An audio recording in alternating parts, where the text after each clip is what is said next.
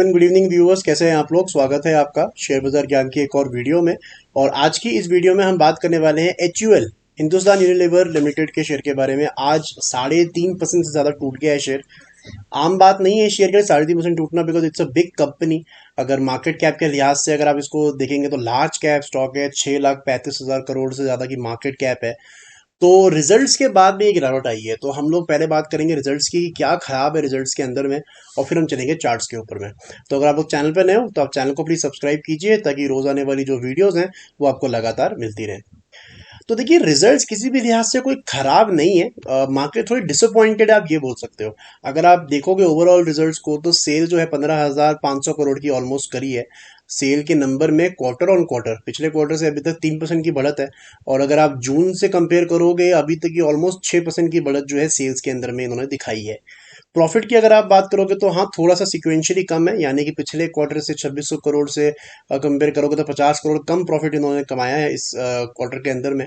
अगर आप जून से कंपेयर करोगे तो लगभग 150-160 करोड़ का प्रॉफिट इन्होंने ज़्यादा, यानी कि 6% का बढ़त यहाँ पे भी है। सो मार्जिन की अगर हम बात करें, OPM मार्जिन भी इन्होंने मेंटेन करे हैं 23% का, 24% का इन्होंने मार्जिन जो है इस क्वार्टर में रिपोर्ट किया हुआ है। So results are not that bad, to be honest, अच्छे रिजल्ट्स हैं। लेकिन वही है कि मार्केट शायद इसके अंदर में इनको उम्मीद ज़्यादा थी। देखिए, रिजल्ट के एकदम बाद क्या होता है किसी भी शेयर के अंदर में, that clearly depends on what the market is anticipating. अगर मार्केट को ये लगता है कि रिजल्ट्स अच्छे आएंगे और रिजल्ट्स अच्छे नहीं आए तो पिटाई होती है। लेकिन इसका मतलब ये नहीं कि रिजल्ट्स खराब है। जो सोचा हुआ था उतने अच्छे शायद रिजल्ट नहीं आए। तो मुझे जहां तक लगता है कि मार्केट को डिसअपॉइंटमेंट हुआ है वॉल्यूम ग्रोथ के अंदर में। बिकॉज जितनी भी ये सीमेंट कंपनीज हैं या फिर ये FMCG कंपनीज हैं, इनके अंदर वॉल्यूम ग्रोथ जो है वो बहुत इंपॉर्टेंट होता है। राइट। सो अगर आप यहाँ पे भी देखोगे तो ज़्यादा सरप्राइज नहीं है एस्टीमेट के अंदर में, और रिपोर्ट के अंदर में 4-4% का सरप्राइज है। और जो रेवेन्यू उसमें तो सिर्फ 2% का सरप्राइज है। So it's a big reaction for this small surprise. अब हम बात कर लेते हैं आगे की। तो देखिए, हिंदुस्तान यूनिलीवर के अंदर में एक बात ये भी है कि स्टॉक चला नहीं है। अगर आप पिछले एक साल के अंदर में देखोगे तो वहीं का वहीं है। अगर आपने एक साल पहले HUL का शेयर खरीदा होता तो आपको 0.13% रिटर्न जो है वो मिला होता। सो एक चीज़ इसके अंदर में ये भी मुझे अजीब लगती है, इतना गिरने का रीज़न, कि अगर शेयर बहुत चला हो तब तो बात अलग है कि बहुत ज़्यादा रनअप ले लिया है, 25-30% जो है शेयर चल गया है, और उसके बाद में खराब रिजल्ट आए तो पिटाई हो रही है। तो यहाँ पे इम्पॉर्टेंट ये है समझना कि HUL है छोटा चलने वाला शेयर, यानी कि ये शेयर आपको बहुत ज़्यादा ग्रोथ नहीं दिखाएगा। ये एक स्टेबल कंपनी है।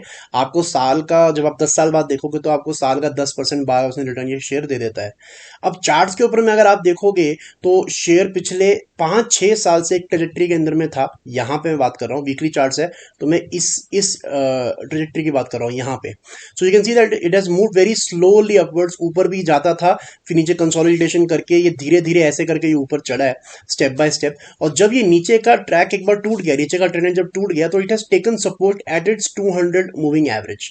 तो यहाँ पे जब आज ये गिरावट आई है तो मेरे को पहली चीज़ तो ये लगती है कि इसके अंदर में बहुत ज़्यादा डाउनसाइड नहीं है। बहुत ज़्यादा डाउनसाइड क्यों नहीं है? बिकॉज इससे पहले भी ये 2400 रुपये पे मल्टीपल सपोर्ट्स ले चुका है। So I think the first immediate support for HUL is 2400।